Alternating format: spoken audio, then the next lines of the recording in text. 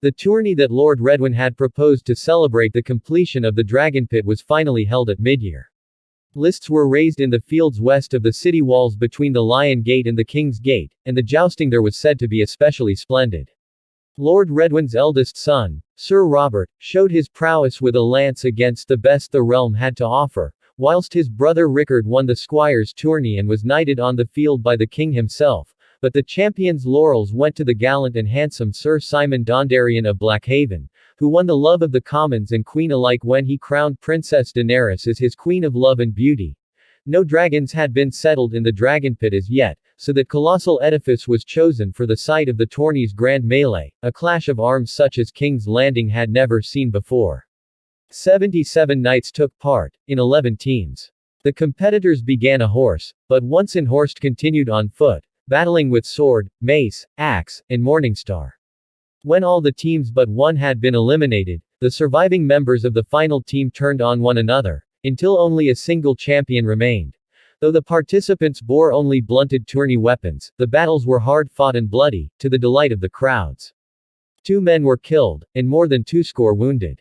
Queen Alysanne, wisely, forbade her favorites, Jonquil Dark and Tom the Strummer, from taking part, but the old, Keg o' Ale, once more took the field to roars of approval from the commons.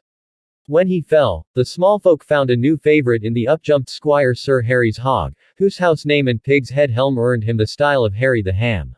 Other notables who joined the melee included Sir Alan Bullock, late of Dragonstone, Rogar Baratheon's brothers Sir Boris, Sir Garon, and Sir Ronal, an infamous hedge knight called Sir Guile the Cunning, and Sir Alistair Rain, champion of the Westerlands and master at arms at Castle Rock. After hours of blood and clangor, however, the last man left standing was a strapping young knight from the Riverlands, a broad-shouldered blonde bull called Sir Lucamore Strong. Soon after the conclusion of the tourney, Queen Alysanne left King's Landing for Dragonstone, there to await the birth of her child. The loss of Prince Aegon after only 3 days of life still weighed heavily upon her grace. Rather than subject herself to the rigors of travel or the demands of life at court, the queen sought the quiet of the ancient seat of her house, where her duties would be few. Septa Edith and Septa Lyra remained by Alysanne's side, together with a dozen fresh young maidens chosen from amongst 100 who coveted the distinction of serving as a companion to the queen. 2 of Rogar Baratheon's nieces were amongst those so honored, along with daughters and sisters of the lords Arryn, Vance, Rowan, Royce, and Dondarrion, and even a woman of the north, Mara Manderley, daughter to Lord Theomore of White Harbor. To lighten their evenings, her grace also brought her favorite fool, the Goodwife, with his puppets. There were some at court who had misgivings about the queen's desire to remove herself to Dragonstone. The island was damp and gloomy at the best of times, and in autumn strong winds and storms were common. The recent tragedies had only served to blacken the castle's reputation even further, and some feared that the ghosts of Rhaena Targaryen's poisoned friends might haunt its halls. Queen Alysanne dismissed these concerns as foolishness. The king and one were so happy on Dragonstone, she told the doubters. I can think of no better place for our child to be born. Another royal progress had been planned for 55 AC, this time to the Westerlands. Just as she had when carrying Princess Daenerys, the queen refused to let the king cancel or postpone the trip, and sent him forth alone. Vermithor carried him across Westeros to the Golden Tooth, where the rest of his retinue caught up with him. From there his grace visited Ashemark, the Crag, Case, Castamer, Tarbeck Hall, Lannisport and Castle Rock, and Crake Hall. Notable by its omission was Fair Isle. Unlike his sister Rhaena, Jaehaerys Targaryen was not a man given to making threats, but he had his own ways of making his disapproval felt. The king returned from the West of Moon's turn before the queen was due, so he might be at her side when she delivered. The child came precisely when the maesters had said he would. A boy, clean-limbed and healthy, with eyes as pale as lilac. His hair, when it came in, was pale as well, shining like white gold, a color rare even in Valyria of old. Jaehaerys named him Aemon. Daenerys will be cross with me, Alysanne said, as she put the princeling to her breast. She was most insistent on wanting a sister. Jaehaerys laughed at that and said, next time. That night, at Alysanne's suggestion, he placed a dragon's egg in the prince's cradle. Thrilled by the news of Prince Aemon's birth, thousands of small folk lined the streets outside the Red Keep when Jaehaerys and Alysanne returned to King's Landing a moon's turn later, in hopes of getting a glimpse of the new heir to the Iron Throne. Hearing their chants and cheers, the king finally mounted the ramparts of the castle's main gate and raised the boy over his head for all to see. Then, it was said, a roar went up so loud that it could be heard across the narrow sea. As the seven kingdoms celebrated, word reached the king that his sister Rhaena had been seen again, this time at Greenstone, the ancient seat of House Estermont on the isle of the same name, off the shores of Cape Wrath. Here she decided to linger for a time. The very first of Rhaena's favorites, her cousin Larissa Valerion, had been married to the second son of the Evenstar of Tarth, it may be recalled. Though her husband was dead, Lady Larissa had borne him a daughter, who had only recently been wed to the elderly Lord Estermont. Rather than remain on Tarth or return to Driftmark, the widow had chosen to stay with her daughter on Greenstone after the wedding. That Lady Larissa's presence drew Rhaena Targaryen to Estermont cannot be doubted, for the island was elsewise singularly lacking in charm, being damp, windswept, and poor. With her daughter lost to her and her dearest friends and favorites in the grave, it should not be surprising that Rhaena sought solace with a companion of her childhood.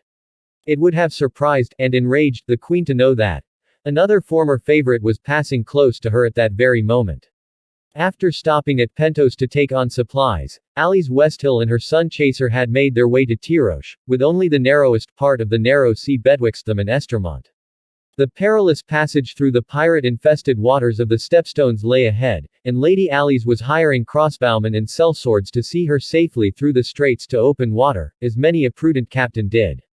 The gods in their caprice chose to keep Queen Rhaena and her betrayer ignorant of one another, however, and the son Chaser passed through the Stepstones without incident. Alys Westhill discharged her hirelings on Lee, taking on fresh water and provisions before turning west and setting sail for Aldtown. Winter came to Westeros in 56 AC, and with it grim news out of Essos. The men that King Jaehaerys had sent to investigate the great beast prowling the hills north of Pentos were all dead.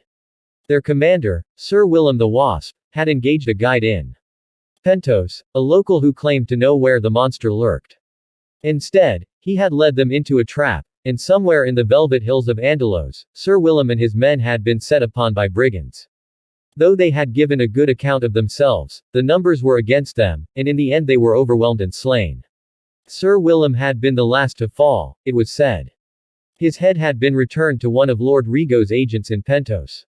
There is no monster, Septon Barth concluded after hearing the sad tale, only men stealing sheep, and telling tales to frighten other men away.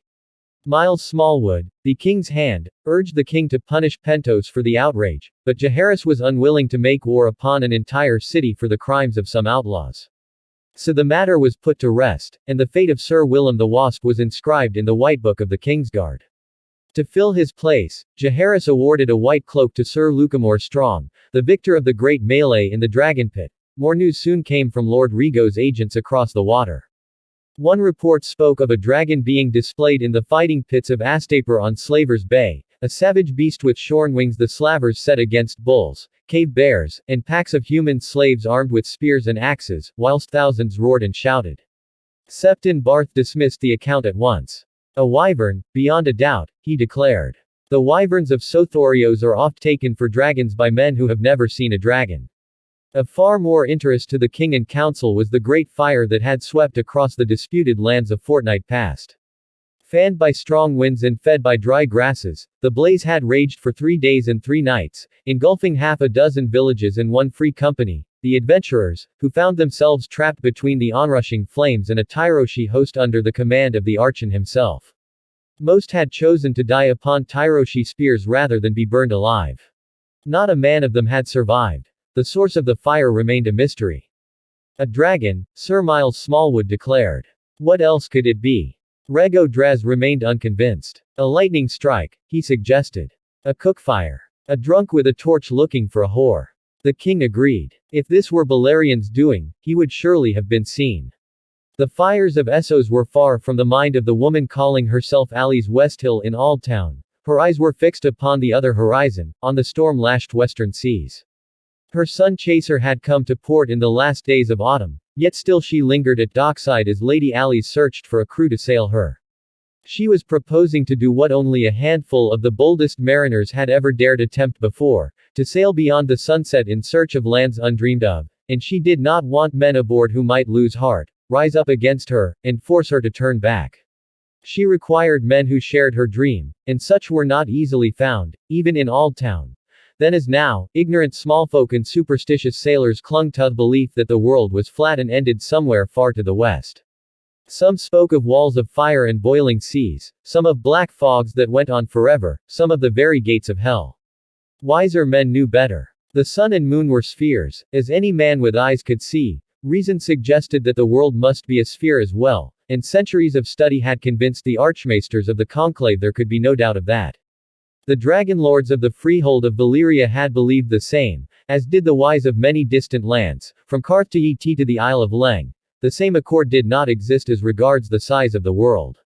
Even amongst the archmaesters of the Citadel, there was deep division on that question. Some believed the Sunset Sea to be so vast that no man could hope to cross it. Others argued it might be no wider than the Summer Sea where it stretched from the Arbor to Great Merak. A tremendous distance, to be sure, but one that a bold captain might hope to navigate with the right ship. A western route to the silks and spices of Yt and Leng could mean incalculable riches for the man who found it. If the sphere of the world was as small as these wise men suggested, Alice Westhill did not believe it was. The scant writings she left behind show that even as a child Alyssa Farman was convinced the world was far larger and far stranger than the maesters imagined. Not for her the merchant's dream of reaching Ulthos and Ashai by sailing west. Hers was a bolder vision. Between Westeros and the far eastern shores of Essos and Ulthos, she believed, lay other lands and other seas waiting to be discovered. Another Essos, another Sothorios, another Westeros. Her dreams were full of sundering rivers and windswept plains and towering mountains with their shoulders in the clouds, of green islands verdant in the sun, of strange beasts no man had tamed and queer fruits no man had tasted, of golden cities shining underneath strange stars. She was not the first to dream this dream. Thousands of years before the conquest, when the kings of winter still reigned in the north, Brandon the shipwright had built an entire fleet of ships to cross the Sunset Sea. He took them west himself, never to return. His son and heir, another Brandon, burned the yards where they were built, and was known as Brandon the Burner forevermore. 1,000 years later, ironmen sailing out from Great Wick were blown off course onto a cluster of rocky islands 8 days' sail to the northwest of any known shore. Their captain built a tower and a beacon there, took the name of Farwind, and called his seat the Lonely Light. His descendants live there still, clinging to rocks where seals outnumbered men 50 to 1. Even the other ironmen considered the Farwinds mad. Some named them Selkies. Brandon the shipwright and the Ironborn who came after him had both sailed the northern seas, where monstrous krakens, sea dragons, and leviathans the size of islands swam through cold gray waters, and the freezing mists hid floating mountains made of ice. Alice Westhill did not intend to voyage in their wake. She would sail her sun chaser on a more southerly course, seeking warm blue waters and the steady winds she believed would carry her across the Sunset Sea. But first she had to have a crew. Some men laughed at her, whilst others called her mad, or cursed her to her face. Strange beasts, one rival captain told her, and like as not, you'll end up in the belly of one. A good portion of the gold that the Sea Lord had paid for her stolen dragon's eggs reposed safely in the vaults of the Iron Bank of Bravos, however, and with such wealth behind her, Lady Alice was able to tempt sailors by paying thrice the wages other captains could offer. Slowly she began to gather willing hands. Inevitably, word of her efforts came to the attention of the Lord of the Hightower. Lord Donal's grandsons Eustace and Norman, both noted mariners in their own right, were sent to question her, and clap her in fetters if they felt it prudent. Instead both men signed on with her, pledging their own ships and crews to her mission. After that, sailors clambered over one another in their haste to join her crew. If the Hightowers were going, there were fortunes to be had. The Sun Chaser departed Aldtown on the 23rd day of the third moon of 56 AC, making her way down Whispering Sound for the open seas in company with Sir Norman Hightower's Autumn Moon and Sir Eustace Hightower's Lady Meredith. Their departure came not a day too soon. For word of Alice Westhill and her desperate search for a crew had finally reached King's Landing. King Jaehaerys saw through Lady Alyssa's false name at once, and immediately sent ravens to Lord Donal in Aldtown, commanding him to take this woman into custody and deliver her to the Red Keep for questioning. The birds came too late, however, or mayhaps, as some suggest even to this day, Donal the Delayer delayed again. Unwilling to risk the king's wrath, His lordship dispatched a dozen of his own swiftest ships to chase down Aly's Westhill and his grandsons, but one by one they straggled back to port, defeated. Seas are vast and ships small, and none of Lord Donal's vessels could match the Sun Chaser for speed when the wind was in her sails.